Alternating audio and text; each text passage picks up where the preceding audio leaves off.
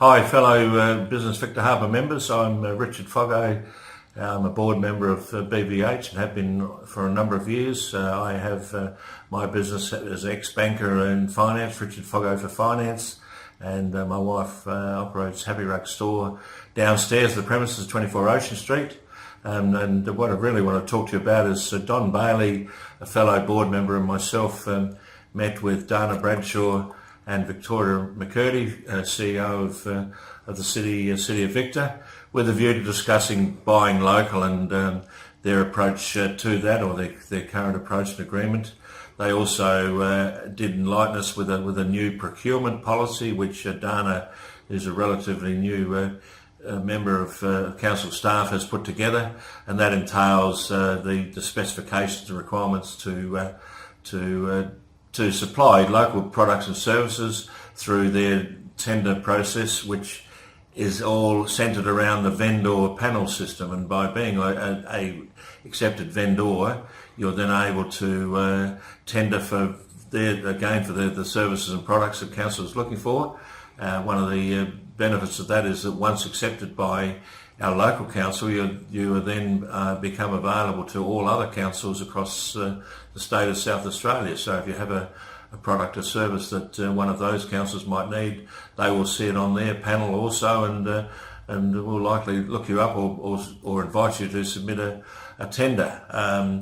Also of note, and more so from a local viewpoint, they shared with us some examples of local businesses that are benefiting from the scheme, and one in particular we would know is the Bridgestone tyre business, just by way of example, who recently was successful in the tender for the provision of tyres and mechanical services to council, and that is for 3 years, and then council at the end of 3 years they will call for tenders from other operators within the tyre sector. So that's one that sort of warmed my heart a little bit, because as they mentioned, they are a significant business in our town. If you look at it from that way, their dollar spend and their annual budget is a significant one, and we were really wanting to encourage them to consider which they are a significant or greater spend of that budget locally within the community. So all in all, went very well. Dana is a relatively new appointment to council.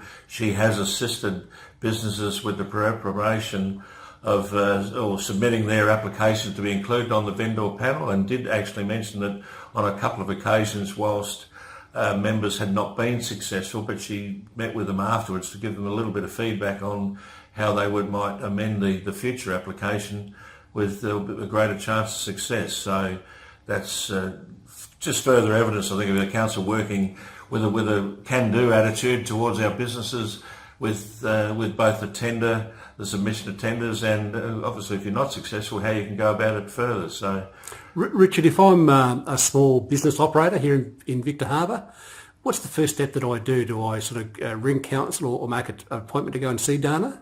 Well, that can be. However, if you go onto the council website, there's one of the drop-down boxes or menus there, Mark, is headed up vendor panel system, by which you'll get your initial information, and in actual fact it can take you through to the application. So if you're comfortable to do so, you can, or else you can call Dana with any questions, and she said she would assist with any individual members with any requirements they might have to submit the application. So I mean, I'm not good with paperwork, Richard. I make my living out of my business with it. Sometimes I find government paperwork a bit sort of challenging with it. So did you feel that the guys in council and Dana were there to really help local businesses through the process? Oh, certainly, yeah. And we will have, as an association, we'll have a copy of their procurement policy.